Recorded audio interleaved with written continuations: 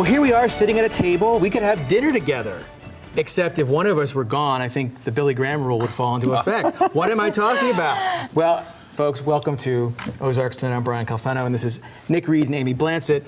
In the news, because recently the Republican candidate for governor in Mississippi refused to have a reporter shadow him during the day. She's a female, and he says he holds to the Billy Graham rule, which, if you don't know what that is, essentially says, as a man, I will not have time alone with a woman unless someone else, presumably another man, is present. So, well, there's some pushback. Some people think that's antiquated. Others say, no, this is appropriate if you're trying to uphold values and not give the impression of impropriety. But women a lot of times say that holds them back because then they can't get access. So one of that reporter's competitors, male competitors, gets that job, gets to shadow that candidate, gets the scoop, and does a better job, I guess, because of that. So let's start with Amy, since we're talking about something that's got a kind of a gender thing. It is so difficult. Billy Graham rule. Yes. So I understand. I mean, I understand, especially in today's day and age where a lot of the topics that we're talking about, individuals feel uncomfortable in many different situations. I dealt with this at work where an individual had felt uncomfortable, didn't let any of us know, and it kind of spiraled. And let's not forget the Me Too movement that kind of overshadows all of this. Yeah. And so it's sometimes what I mean to say and what I meant to say, but the intent that someone else took it, they become offended very quickly. And it's, well, this person said behind closed doors this thing, and it was offensive, and now I'm a victim. So I understand where a man would say, I feel uncomfortable being alone with a female just to protect myself. But the same for a female. I feel uncomfortable that I could say something that so it's kind of across the board. So I understand it.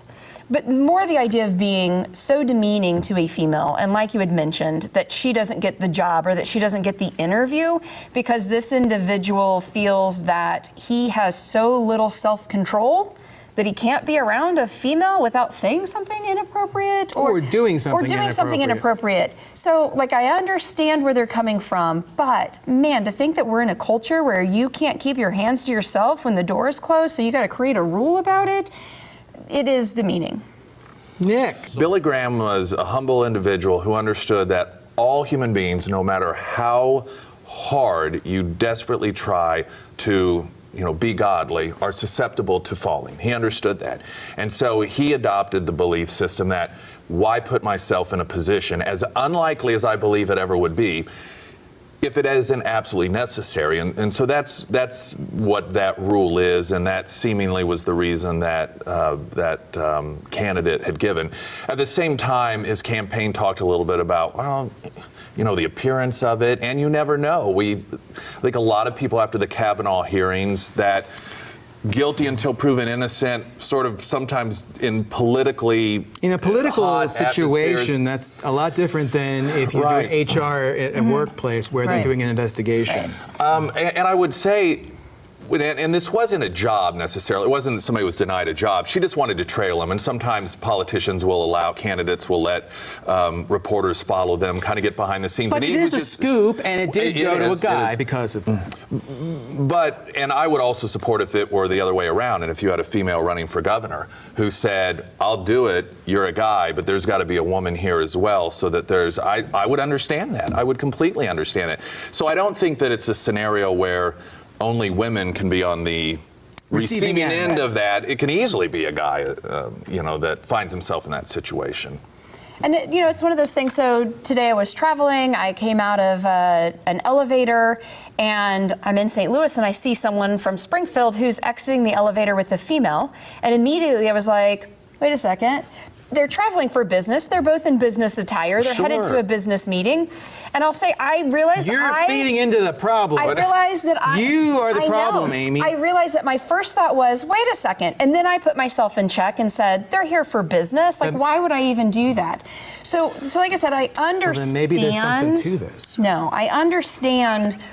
But again, it's because right now there is so much media and there is so much going on about how dishonest everyone is and how we're all out to say, inappropriate things are being said. So when we do it in the media, we become hypersensitive. And right now we're all very hypersensitive. Every word that comes out of our mouth, what might the intention that someone else, or every way that I'm seen, as a female who is turning into an advocate, not intentionally, someone sees me doing something now that's not, according to what you or I said on this thing, and all of a sudden it's like, well, we can't listen to them. Yeah. So, there's this huge conflict of we're so sensitive to this idea of like, I caught you.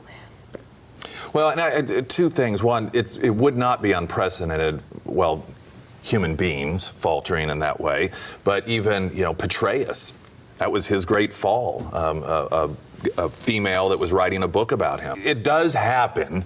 People do have affairs. But not because they sat down at dinner but to that's discuss true. business once. But the argument is if they didn't sit together, they wouldn't have the opportunity. But Snapchat, are you kidding me? Right now you have every opportunity to seek someone out. Well, it's one less. It's one less step. Yeah. It's the honest one where you sit down together versus the social media one behind you won't scenes. be photographed, I guess, is the idea. Well, unless someone. Yeah. And in that scenario, but and call me, I don't know, Pollyannish, but what I genuinely, when I first heard this, and what I thought is, here is a guy who is really, really committed to his wife, and he never ever wants her to even worry or wonder, particularly given what he does for a living. And to have something that, again, if I'm just being golly gee, he's just a genuine good person that wants his wife to feel totally secure. And because of that, it's turned into this sort of issue. And, freedom of press, it means a lot, but I don't know that it overrides a happy marriage. Well, all I know is we're in compliance here. We could actually order in. So Are we though? I feel a little uncomfortable being only one female between two men. Isn't that another concern? we'll have to pick this up on the podcast. From the constituency, folks. And it's Ozarks Tonight with Amy Blanchett and Nick Reed. We'll be back after this.